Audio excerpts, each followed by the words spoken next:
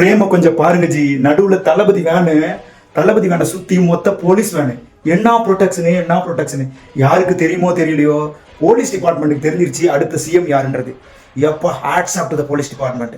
ஆனால் நம்ம என்ன சும்மா இருப்பாரா? நமக்கு இவ்வளோ பாதுகாப்பு கொடுக்குறாங்க, இவ்வளோ வெயில்லையும் இவ்வளோ கஷ்டப்படுறாங்க. அப்போ அவங்களுக்கு நம்ம என்ன பண்ணணும்? அதனாலேயே நம்ம தளபதி என்ன பண்ணியிருக்காருன்னா, போலீஸ்க்கு நிறைய ஸ்கீம்ஸ் கொடுத்துருக்காரு. அவங்களோட சேலரியை இன்க்ரீஸ் பண்ணியிருக்காரு 18,000 25,000. அப்புறம் வீக் ஆஃப் கொடுத்துருக்காரு, டியூட்டி அலவன்ஸு, உமன்ஸ் போலீஸ்க்கு வந்து ப்ரோட்டோகால் டியூட்டி கிடையாது, வெல்ஃபேர் ஹாஸ்பிட்டல் எடுத்துகிட்டு வந்திருக்காரு. இவ்வளோ ஸ்கீம்ஸ் போலீஸ் டிபார்ட்மெண்ட்டுக்கு அள்ளி கொடுத்துருக்காரு. சாப்பாடு தான்.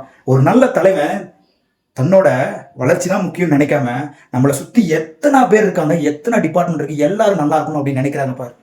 ஆனால் நிறைய பேர் சொல்றீங்க, இதெல்லாம் எப்படி பண்ண முடியும்? ஒரு பாட்டுக்கு என்ன முறைமா சீருன்றாரு, அது கொடுக்குறாரு, இது கொடுக்குறேன்னு சொல்றாரு தளபதி அப்படின்னு நினைக்கிறீங்க. ஒரு ஆள் 4000 கோடி தன்னுடைய சுயலாபத்துக்காக ஏமாற்ற முடியும் மக்களை அப்படின்னா, தளபதி சொல்ற எல்லா ஸ்கீமையும் அவரால் செய்ய முடியும். புரியுதா? அந்த காசெல்லாம் எடுத்து மக்களுக்காக கொடுத்தோம் அப்படின்னா எல்லாமே செய்ய முடியும்.